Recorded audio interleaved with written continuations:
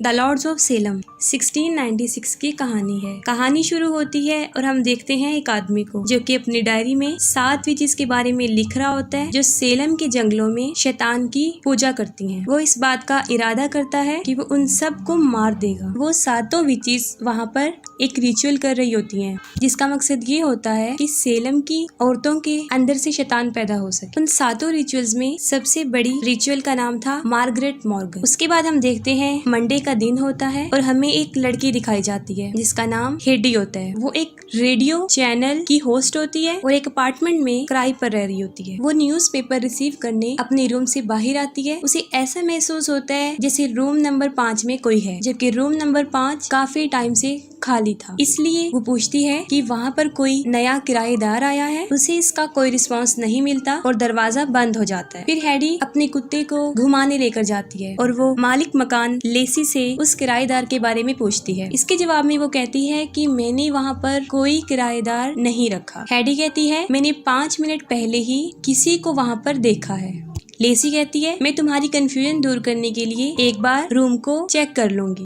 Heidi के जाने के बाद वो रूम नंबर 5 को देखने जाती है, लेकिन वहाँ पर उसे लॉक मिलता है। ये देखकर वो वापिस आ जाती है। फिर रात को हेडी रेडियो स्टेशन से घर जा रही होती है तो उसे रिसेप्शन पर एक बॉक्स मिलता है जो उसके लिए होता है। वो नहीं जानती थी कि वो बॉक्स कहाँ से आया है। बॉक्स के अंदर एक साउंड रिकॉर्डर होता है और उसके ऊपर सिर्फ द लॉर्ड्स लिखा होता है। खैर वो उस बॉक्स को उठाकर घर ले जाती है। साथ में उसका एक कोलीग हरमन भी उसके साथ होता है। घर जाके हरमन उस रिकॉर्डर को प्ले करता है लेकिन वो उससे नहीं चलता। इसके बाद हेडी उसे प्ले करती है तो वो फौरन चल जाता है। उस टेप रिकॉर्डर में बहुत खतरनाक किस्म का म्यूजिक था। जैसे ही हेडी उसे सुनती है उसे अजीबोगरीब होना शुरू हो जाता है। इसके फौरन बाद हम 1696 का एक सीन देख रहे होते हैं। इसमें वही विचेस एक औरत के पेट से बच्चा निकाल रही होती हैं। वो उसका बच्चा निकाल लेती हैं और वो बच्चा एक आम इंसानी बच्चा होता है। ये देखकर वो बच्चे को मार देती हैं। हेडी की ये हालत देखकर हरमन म्यूजिक ऑफ कर देता है। वो हेडी से पूछता है कि क्या तुम ठीक हो।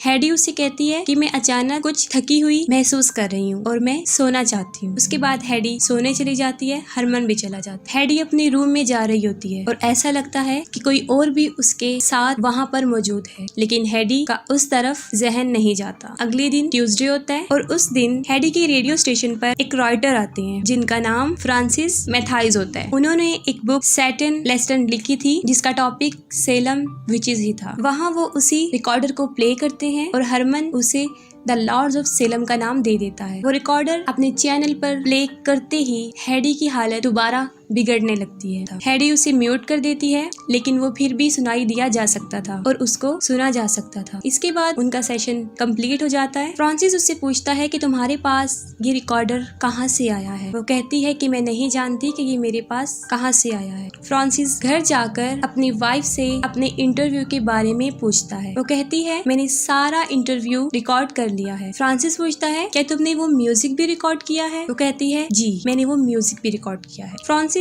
पहले द लॉर्ड्स ऑफ सेलम नाम सुन चुका था लेकिन उसे कुछ याद नहीं आ रहा था। हेडी अपने घर पहुंच जाती है। अपने रूम की तरफ जा रही होती है तो लेसी उसे बुला लेती है और अपनी सिस्टर से मिलवाती है, सोनी और मेगन। वो हेडी को अपने पास बिठाने के लिए बुलाती हैं, लेकिन हेडी के डॉग को भूख लगी थी इसलिए वो पहले अपने रूम में जाती है। जैसे ही हेडी अपने डॉग को खाना दे रही होती है फिर एक औरत उसके पीछे काफी देर तक खड़ी रहती है लेकिन हेडी को पता नहीं चलता। फिर वो नीचे उन लोगों के पास आ जाती है और वहाँ पर उसे पता चलता है कि मेगन हाथ पढ़ सकती है। फिर वो उसे अपना हाथ दिखाती है। मेगन उसे कहती है कि तुम्हें अपने दिमाग को कंट्रोल रखना चाहिए और आहिस्ता आहिस्ता वो उससे काफी अजीब तरीके से बात करना शुरू कर देती है। वो हेडी से बदतमीजी करती है जो हेडी को पसंद नहीं आती और वो वहाँ से उठकर चली जाती। आधी रात को हेडी अपने डॉग की आवाज सुनती है और वो उसको देखने जाती है। वो देखती है कि उसका डॉग रूम नंबर 5 के दरवाजे पर खड़ा है। वो उसे वहाँ से लेकर चली जाती है और रूम नंबर 5 का डोर खुद ब खुद खुल जाता है। हेडी उसके अंदर चली जाती है और दरवाजा खुद ब खुद बंद हो जाता है। अंदर क्रॉस का एक निशान नजर आता है। हेडी देखकर उसे हिप्नोटाइज हो जाती है और ठीक उसी वक्त उसके पीछे कोई बड़ी भयानक चीज खड़ी होती है। फिर हम देखते हैं कि वही चीज जो हेडी के पीछे थी सामने से आ रही है और ऐसा महसूस होता है कि जैसे कोई जहन्नुम से बाहर आ रहा हो। दरवाजा खुल जाता है, हेडी बाहर आ जाती है और बाहर वो देखती है मार्गरेट मॉर्गन को, जो हेडी से एक बच्चा मांग रही होती है। हेडी की आंख फौरन खुल जाती है। वो सोचती है कि ये ख्वाब है और दोबारा सो जाती है। फिर वेडनेसडे को हेडी अपने डॉग को बाहर लेकर जाती है और वो एक चर्च में चली जाती है। वहाँ पर फादर उससे बात करता है और देखते ही देखते वो उसे बदतमीजी करना शुरू हो जाता है और वो कहता है कि तुम्हें कोई भी बचा नहीं सकता। उसके बाद फौरन उसकी आंख खुल जाती है और वो फादर उसे बताता है कि वो यहाँ पर सो रही थी। वो फौरन भागकर बाहर आ जाती है और बाहर बैठ जाती है। फिर वो देखती है एक अजीबोगरीब आदमी जो सामने से उसकी तरफ आ रहा होता है और उसके पास एक बकरा भी होता है और देखते ही देखते वो आदमी भी गायब हो जाता है। फिर काफी ढूंढने के बाद फ्रांसिस को जोनाथन हॉथॉर्न की एक किताब हाथ लगती है जिसमें 5 पेज होते हैं जो लिखे होते हैं। उस किताब में जोनाथन ने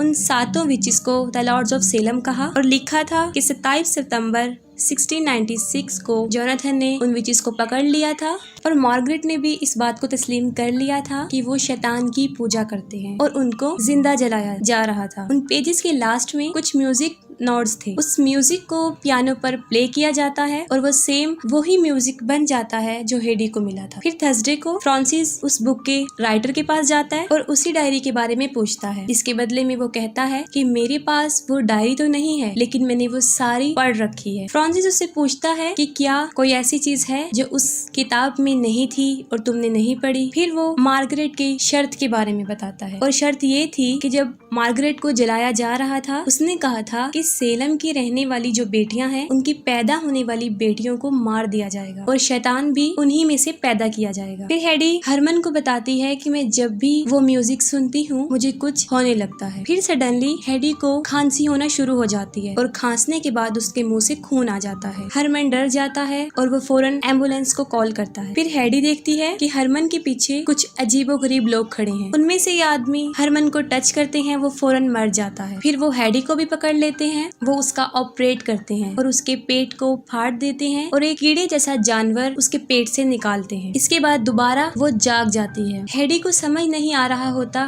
कि ये सब कुछ क्या है, क्या सही है क्या गलत है। उसकी मेंटल एबिलिटीज भी बुरी तरह डिस्टर्ब हो रही थी और वो इन सब से बचने के लिए ड्रग्स लेना शुरू कर देती है। फ्राइडे वाले दिन वो ड्रग्स ले रही होती है तो अचानक से उसके दरवाजे पर नॉक होती है। वो देखने जाती है तो वहाँ पर वो तीनों बहनें खड़ी होती हैं। वो उन्हें अंदर बुला लेती है। दूसरी तरफ फ्रांसिस हेडी के बारे में रिसर्च कर रहा होता है जहाँ पर उसे पता चलता है कि हेडी का असल नाम एडिलहेड एलिजाबेथ है। थोड़ी रिसर्च के बाद उसे पता चलता है कि वो भी जोनाथन के उस शर्त में आई हुई एक लड़की। वो फौरन हेडी को कॉल करता है जो फोन मेगन उठाती है और कहती है कि रॉन्ग नंबर है और फोन बंद कर देती है। हेडी बेहोश होती है और वो तीनों बहनें हेडी को रूम नंबर 5 में ले जा रही होती हैं। लेसी रूम नंबर 5 के डोर पर वही निशान बनाती है जो उन विचेस के फेस पर बना हुआ था। इसके अलावा वो सिंबल रिकॉर्डर पर भी बना हुआ था और इवन के जोनाथन की डायरी पर भी। डोर के करीब आकर वो तीनों शैतान से प्रेयर करती हैं और फौरन दरवाजा खुल जाता है और वो हेडी को अंदर भेज देती है और रूम के अंदर का हिस्सा दिखाया जाता है जो पहले जैसा तो बिल्कुल भी नहीं था, लेकिन अब वो एक महल था और उसके बिल्कुल सामने एक अजीबोगरीब क्रिएचर खड़ी थी। हेडी आहिस्ता आहिस्ता उसकी तरफ बढ़ रही होती है और उसका चेहरा बिल्कुल बदल चुका होता है, यहाँ तक कि उसके माथे पर वही निशान बन जाता है जो उन विचेस का होता है। हेडी उस क्रिएचर के पास आती है, उसके अंदर से 2 टेंटिकल निकलते हैं और हेडी फौरन उन्हें पकड़ लेती है। इसके बाद दरवाजा खुल जाता है और हेडी बिल्कुल नॉर्मल हालत में बाहर आ जाती है। हेडी को देखकर वो तीनों काफी खुश होती हैं और हेडी को उसके रूम में सुला देती हैं। लेकिन अजीब बात ये थी कि वो क्रिएचर भी हेडी के साथ वहाँ पर मौजूद था। इसके बाद हरमन हेडी को कॉल करता है। हेडी को कुछ याद नहीं होता जो उस रात हुआ था। वो कहता है कि आज रात हमारे स्टेशन पर कोई शो है और हमें उससे पहले मिलना है, लेकिन हेडी उसे इनकार कर देती है और फोन बंद कर देती है। लेसी हेडी के साथ ही होती है और वो उस पर मुसलसल नजर रख रही होती है। फिर फ्रांसिस हेडी से मिलने उसके घर पहुंच जाता है और दरवाजे पर लेसी होती है। वो कहती है हेडी घर पर नहीं है, लेकिन हेडी घर पर ही होती है। लेसी कहती है कि तुम अंदर आ जाओ और हेडी का वेट कर लो। अंदर वो तीनों बहनें उससे मुख्तलिफ सवालात करना शुरू कर देती हैं। फ्रांसिस उन्हें बताता है कि हेडी से मैं रेडियो स्टेशन पर मिला था और वहाँ पर द लॉर्ड्स ऑफ सेलम का रिकॉर्डर भी सुना था और मेरे पास कुछ इम्पोर्टेंट इन्फॉर्मेशन है जो मुझे हेडी को देनी है। और यहाँ से बात खराब होना शुरू हो जाती है। लेसी फ्रांसिस से काफी बदतमीजी करती है। फ्रांसिस उसे इग्नोर करता है, लेकिन सिचुएशन काफी खराब थी। वो जैसे ही उठकर जा रहा होता है, सोनी उसके सर पर पेन से वार करती है और वो नीचे गिर जाता है। फिर वो उसी पेन से उसे बहुत शदीद मारते हैं और उसकी जान ले लेती है। फिर रात को शो के लिए हरमन उसे लेने आता है। फिर से वो तीनों वहीं पर खड़ी होती हैं। उसे भी वो रोक लेती हैं, लेकिन हरमन वहाँ पर आता जाता रहता था, वो नहीं रुकता और सीधा उसके रूम की तरफ चला जाता है। वो हैडी के रूम की तरफ आता है, दरवाजे को नॉक करता है और लेसी वहाँ पर पहुँच जाती है। लेसी के कुछ करने से पहले हैडी फौरन वहाँ पर आ जाती है और वो हैडी को कहती है कि तुम हरमन को कहो कि वो तुम्हारा बाहर वेट करे, और हैडी वही करती है। हरमन को ताज्जुब होता है, वो हैडी से पूछता है, लेकिन वो कुछ कहे बगैर दरवाजा बंद कर देती। फिर वो दोनों हॉल में चले जाते हैं और हैडी